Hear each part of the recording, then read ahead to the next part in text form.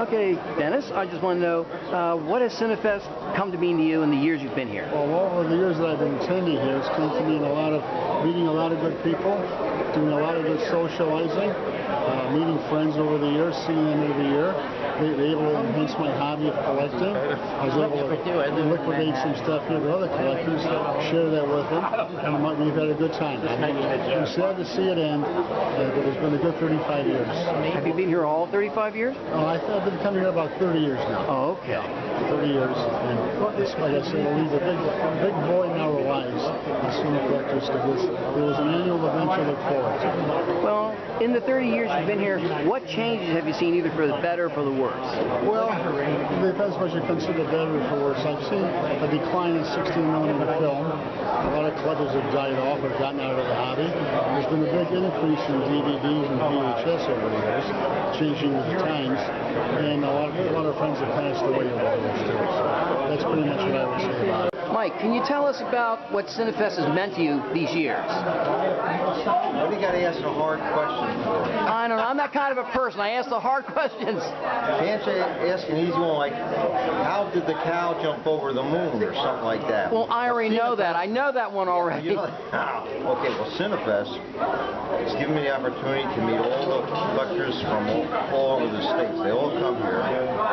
We get together, have a lot of fun, we watch movies, and I get to know them better and just find out what their interests are, and we talk about film. So I made a lot of good friends here, and I'll have forever. And that's what it's meant to me. I have a lot of good memories. Okay, A guy like you, too. Right, exactly. Like you. You're my good friend, too, Mike. I never would have met you.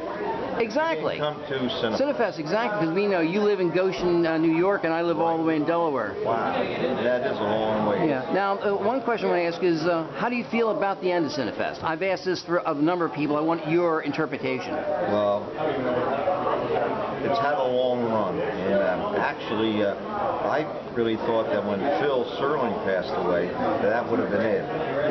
But all the people that were involved with him, they've kept it going for, I think, over 10 years. So I'm really happy that it did continue that long.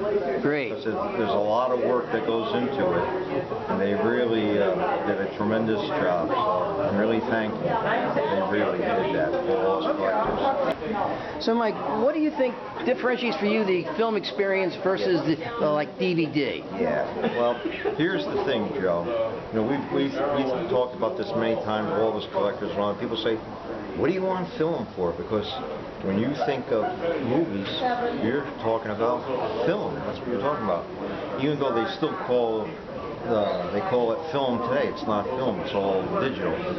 And like myself and a lot of people say, it's actually just you're watching TV, that's what you're watching. You're not, they say, well, this here film is out in theaters. But it's not film. It's a digital video presentation. There's something about film. Film is movies. It's always been moving motion pictures. That's been film. So now the demise of film, it's all video, digital. Well, would you say that unlike DVD, there's a certain romance in film? You know, the shining of the light, the threading of the projector, the prepping. You're prepping it up rather than just pushing a button. Yeah. There's something about it, like I said, when you could see film projected, it's a unique experience. It's not the same as a video presentation. And if you could put them side by side, you would notice a big difference. And of course, the younger people now are used to just a video, and they don't understand that because that's actually what they'll be watching, since film is being discontinued and it won't be around anymore. It'll be all video, so that's the thing now. Here we are. Okay, Gary, I just want to ask you, what do you like best about Cinefest? Well, I'm not sure what I like best, but I'll tell you, this is one of the great features of the festival, and it's one of the only film festivals I've ever been to where you can get free popcorn, fresh popped, almost 24 hours a day. Oh, I know. That's why I come here from Delaware, just for the popcorn. Just for the popcorn. And the films you would never, ever see anywhere else. Some of them you might not want to see again, but at least you got a chance to see them before they disappeared forever. And you never know what treasures you're going to find. Things that'll make your jaw drop and say, wow, that was wonderful. What with digital and all the advancements, what keeps you in the hobby? Well, you know, film is what is the medium that most of the movies that we have watched, at least up until the last couple of years, were produced on. So, that's where it should be shown. On film, it was shot on film. It was meant to be on film. There's the mechanical aspect of it too. The fun. There's something fascinating about that film going through those sprockets and coming through and going up to the take-up reel, and somehow or other there's a picture that's being shown up there. There's something magical about it. So you would say, like I was talking to Mike McDermott, there's a romance to film. I don't know about romance. Well, to some films, yes, but I'm not sure about romance. Well, the idea of the threading. Fascination of it. There's a fascination about it. There's something physical you're holding. You're not holding a flash drive. You know, you can't get to it. They showed a film here at the festival here this evening, and they couldn't get it to run. It was a digital projection. Really? This rare rejuvenated film that had been put on film, but now was being shown in digital, and a white line went across the screen, and everything stopped, and they couldn't get it past that point. And it took them 10 minutes to figure out how to do Oh my that. God. Okay, a film may break, but that can be fixed in about 30 seconds, and you know what you're dealing with. But with digital, it's anybody's guess what's going on.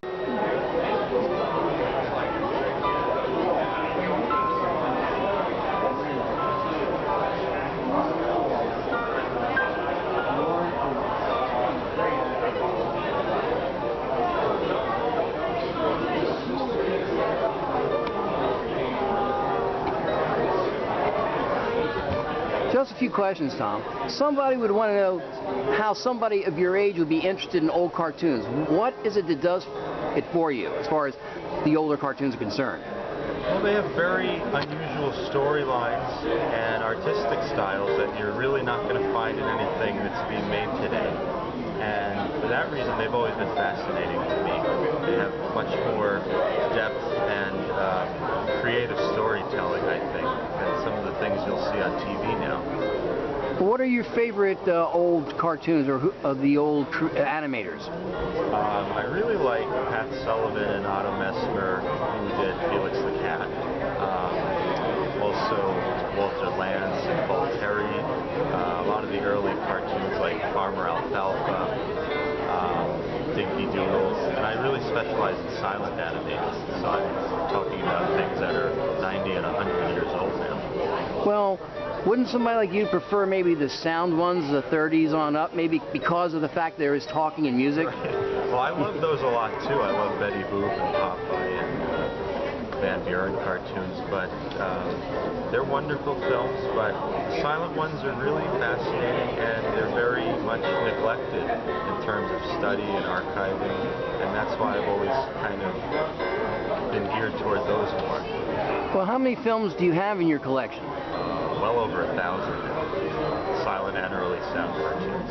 Well, someone would want to know, me included, how does one go about finding some of these supposedly obscure cartoons? You have to know other collectors, you have to look on eBay. Right. You know, you have to scour everywhere you can think of. How long did it take for you to amass 1,000 cartoons?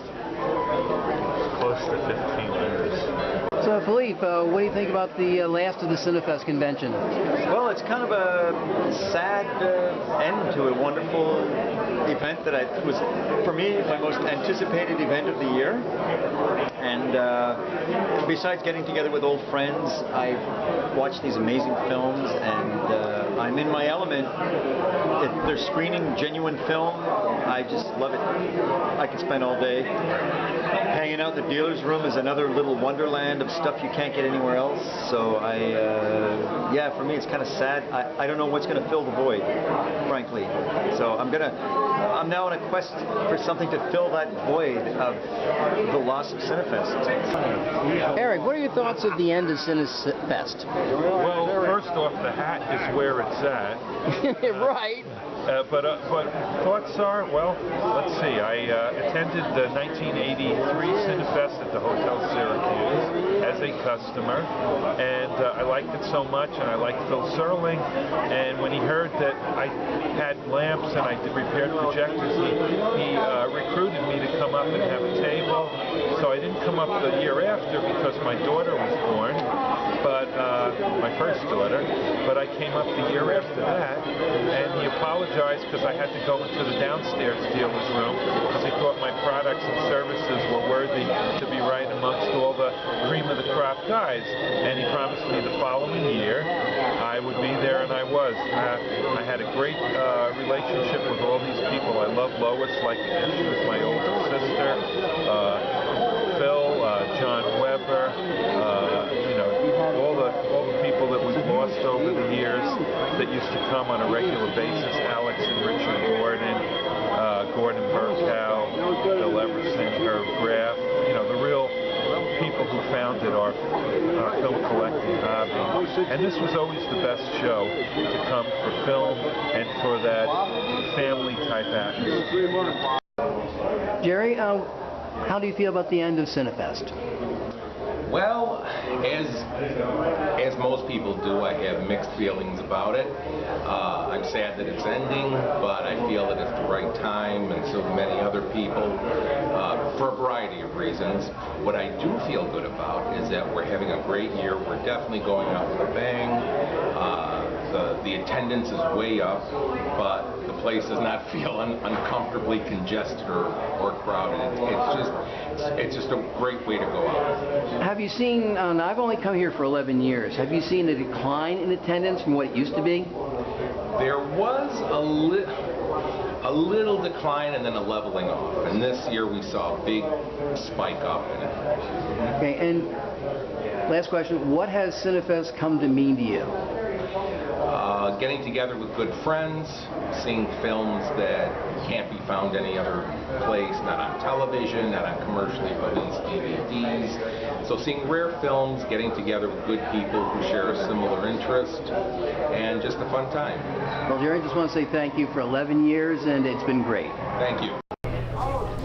It's Sunday morning, and people are packing up to go home. They're saying their goodbyes to friends and to Cinefest as well. I always felt Cinefest would continue indefinitely, but here it is, the end of an era. Mike McDermott once said to me, "You always look so happy." Well, I say, why not? I'm enjoying a weekend of friends and film. It doesn't get any better than that. And I know it's a cliche, but the saying, all good things must come to an end, it's a saying that's all too true. But I'll have my memories, and nobody can take that away from me. So long, Cinefest. For 11 years, you were a part of my life. Thank you, Jerry Orlando, and to the staff for providing me with many memories and friends and films. Thank you from the bottom of my heart.